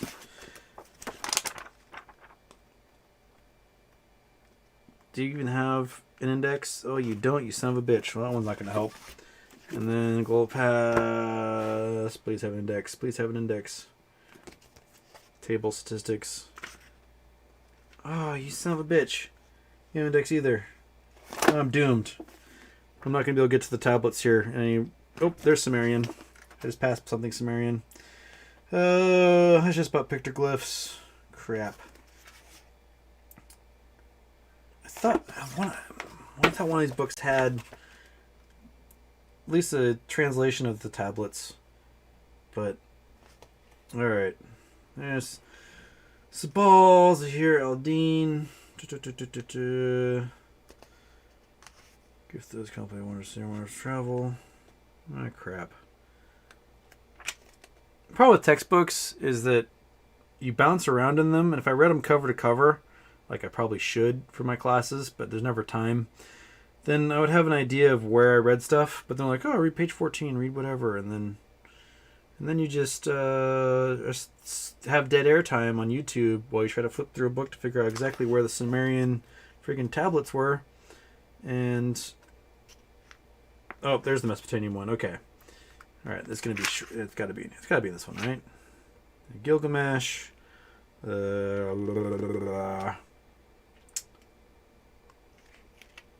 Crap. Hammurabi, Coda Hammurabi. Coda Hammurabi is kind of wild. Alright. Crap, not on that one. Alright, well, you guys don't need to see me doing dead air on going through textbooks on YouTube. That's not what you're here for. I don't remember enough about the Anunnaki. If I found it there, I might have to do a search later to see exactly remember exactly what that is, because that's one of those things I took the test, and it's... I remember Gilgamesh. I remember Ishtar. No. Sorry, man. I'll have to get back to you on that one and reread it, because my brain is empty. Okay.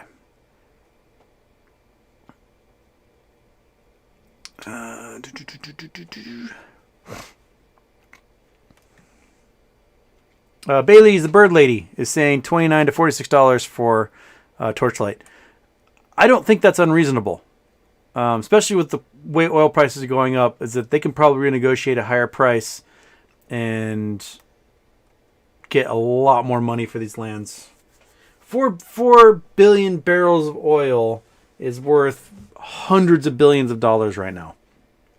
So they can. If someone said you want $400 billion in resources for $4 billion, you'd be like, okay, that's a screaming deal. No problem. That raises our cost per production $1 a barrel or whatever. That's fine. You can do that. On that land, it costs $57 a barrel to produce oil. You're selling it for almost $100 a barrel at some point this year. you're fine. You can make it $58 a barrel for cost of production. So I think they're going to get one hell of a price for those lands at this point. Okay.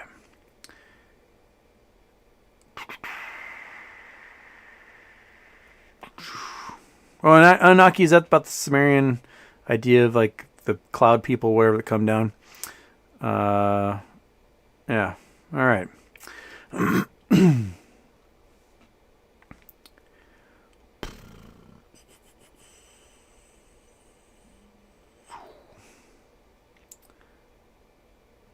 Okay.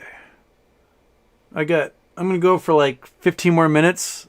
My jet lag is slapping me in the face right now. And we will, hopefully have a much more awake show. Yeah. Julianne, have they determined the VEI, the volume of the Hunga Tonga eruption yet? I heard it's pretty low. It was mostly a steam explosion. It blasted out, I think, 5 cubic kilometers of ash is the best that they've estimated right now, which is pretty big.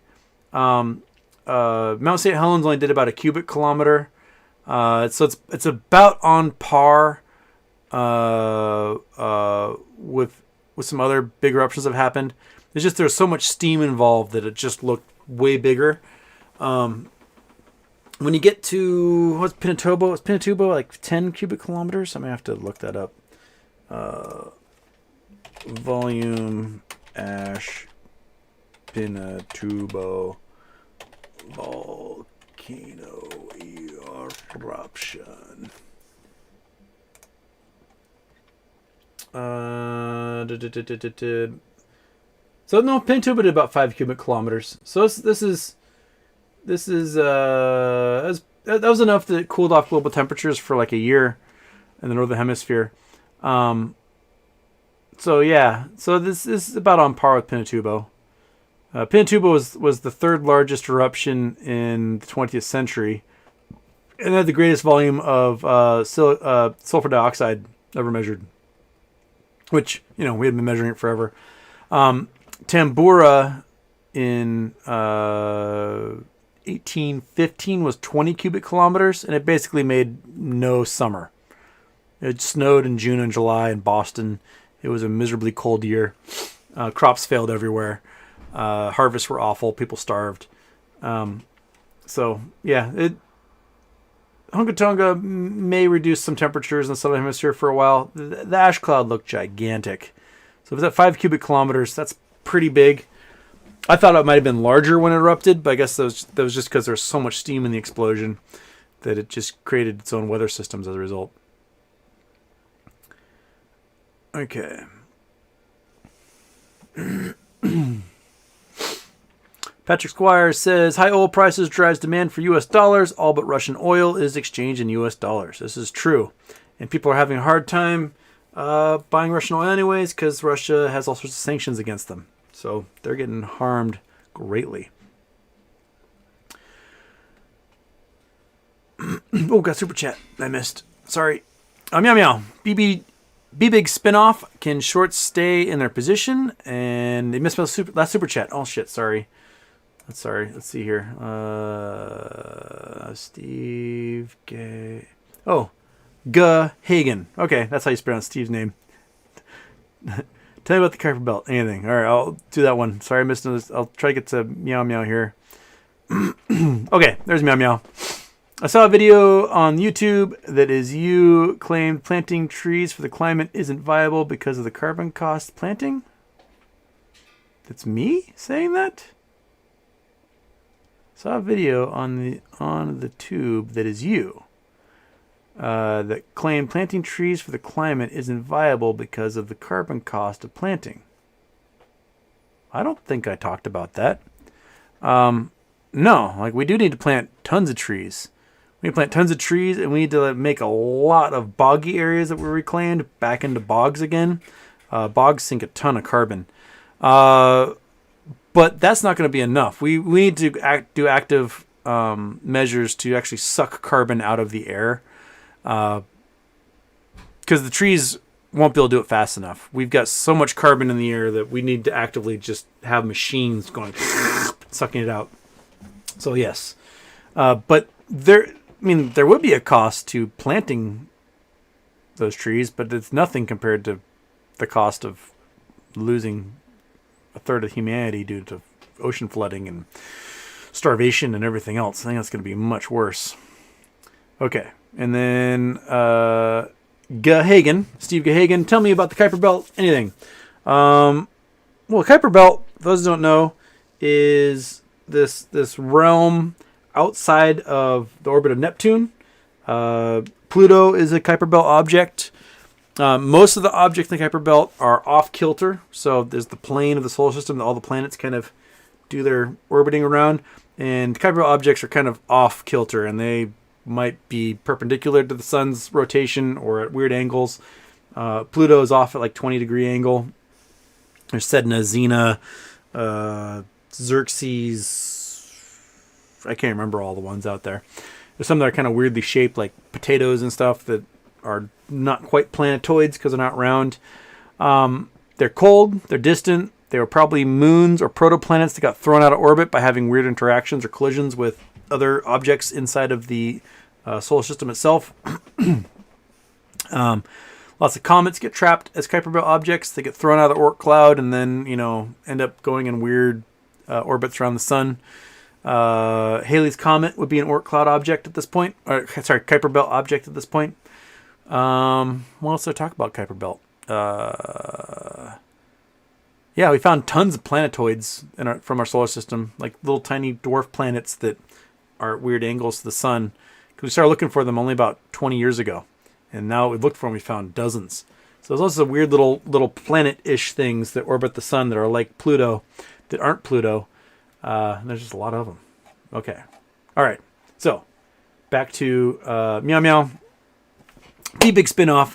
Can shorts stay in their position? And you missed my last super chat. Yes. I don't think shorts can hold off Be Big. They don't have. They're not very many shares. We know it was shorted in the hundreds of percent. We know that there's a spin-off coming with their dividend. I think they're just yet another example of short hedge funds getting out over their skis and they can't handle it. So yeah, that's I think Be Big's gonna have a nice little explosion. It might coincide with everything else, or they might be able to trigger some with their little spin-off. We'll see. I mean, again, all we have is the power to sit back and wait. Buy and hold, man. Buy and hold.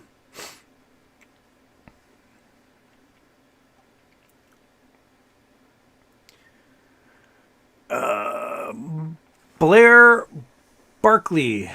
Right, that's right. I remember Ariana Grande is the bane and the reason for these goddamn gas prices. What? Glad you had a great time in Europe. Did you get to meet up Jamie? No, I did not organize anything. I ended up I was supposed to go see a friend in Paris, and then she's from here, and she's working as a showrunner on a documentary TV show that's being filmed in Paris. And as I was coming in, she got word that her dad's going to have heart surgery, and so she hopped on a plane and flew back home. So I missed her. So I ended up just wandering around Paris by myself, just walking and eating. Just, there's a place. I'm going to sit down and eat some food. I'm going to walk another 20,000 steps and eat some more food. And so it's a great way to travel. Just get off your ass and pick a direction and go. In a giant city like Paris, you can walk and walk and walk and walk and walk and walk and walk, and you're still like in the city. It's pretty fun. James Turner, yes, I still have plans to chat with Massive Investor and with Cosmic Lightning Warrior. I just need to get there. I just need to get organized. I need to get my brain working again and finish all my errands. A lot of stuff happens when you're gone for 3 weeks. That's what happens. All right.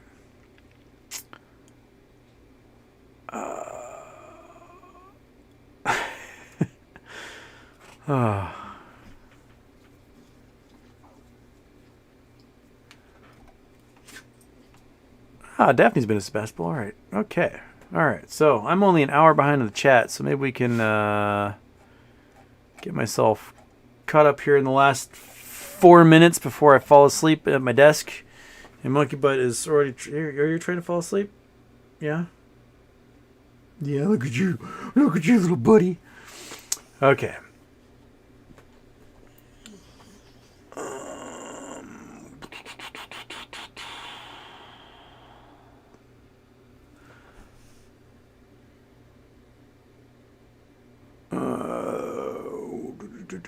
Okay, I gotta go through and find something that I haven't talked about yet in here.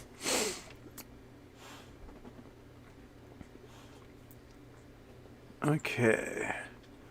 Homer's Ghost. Houston, have you heard the story about how Kodak, I think, discovered traces of nuclear radiation in one of their film processing plants in the Northeast states? Fallout drifted from Nevada. No, that's pretty cool. I mean, I think it was one of the Scandinavian countries, maybe Sweden or Finland, that they're one of their reading places were like, hey, nuclear stuff's happening. What's happening? And they're the ones that discovered the Chernobyl event before the rest of the world did. Before Russia was like, hey, this is what happened. And it was because of those radiological signatures hitting the Sweden or whoever it was, that all of a sudden, like, hey, we're going to start pumping iodine in everyone's systems here so that cesium-123 doesn't destroy their thyroids. Yeah, it's pretty remarkable how if you got the right kind of measuring equipment, you can be like, whoa, there's a weird spike of this one particular atom, and that means something terrible happened somewhere. We had set up these listening posts all over the globe, 1960s, 50s, 60s, and 70s, because we wanted to know if somebody was testing a nuclear bomb somewhere. So we literally put like these super high-powered microphones all over the Earth, sitting on the ocean, whatever. And our goal was to hear a boom of Russia or China setting off a nuclear bomb. And what we discovered was there's a lot more meteorites that explode in our atmosphere than we ever figured before. So we saw the big ones, like the one that exploded over Russia in 2013. We had one explode over the Pacific Ocean, went past Seattle maybe, 4 years ago, and then blew up over the Pacific Ocean. We thought it was like a once in 100-year event, and it turns out it happens like 6 times more often than we planned. It just happens to blow up over places where people don't live most of the time, so we just don't hear it or see it. And these little listening posts that were designed for nuclear bombs heard all these meteorites exploding in our atmosphere. So, it's cool to have those tools like that. I don't know why I got off on that tangent, but yeah. Kodak, nuclear stuff, film, microphones, explosions. There you go. Okay.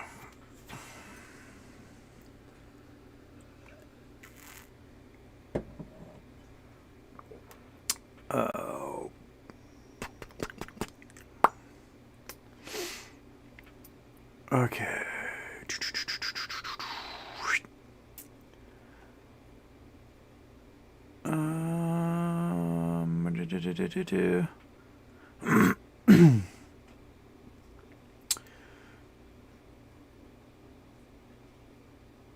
Ton asks, Houston, if the market crash, will GME too? No, GME will negative beta for sure. Assets under management. That's the blue chips and the bonds and stuff that hedge funds they'll take monies from clients, they'll buy blue chips and invest in bonds and whatever, and they'll take that as assets under management. They use that as collateral to borrow and make plays with their margins. So that margin is 30-1 to assets under management. So if this stuff shrinks, then this stuff has to be closed. And so all the short plays they've done and all these different stocks and other weird things they've done, all this stuff has to be closed. They have to spend a fortune on closing it because we don't want to give it back to them. And so if the market crashes, GME goes through the roof. And that's how it works. Okay. Walt Shavaria, welcome back. You struck out with Steve's last name. I totally struck out with Steve's last name. Hagen. I got it now. I remember that one. All right, folks, my voice is disappearing and I'm about to fall asleep. I just have no ability to stay awake right now. I'm jet lagging. I'm going to do a show tomorrow. It's probably going to be much earlier in the day, probably around market close, if I can get everything organized. And then I'm going to go to the P.O. box and see what weird stuff you guys sent me while I was gone. Okay. Is that it? That's it, monkey. Monkey butt. Come here and say goodbye. Come here. Come on. Yeah. Oh, I know he just want to sleep so bad, but you gotta say goodbye to everyone. Say goodbye to everyone. Okay, we're gonna do the little intro and outro and bye.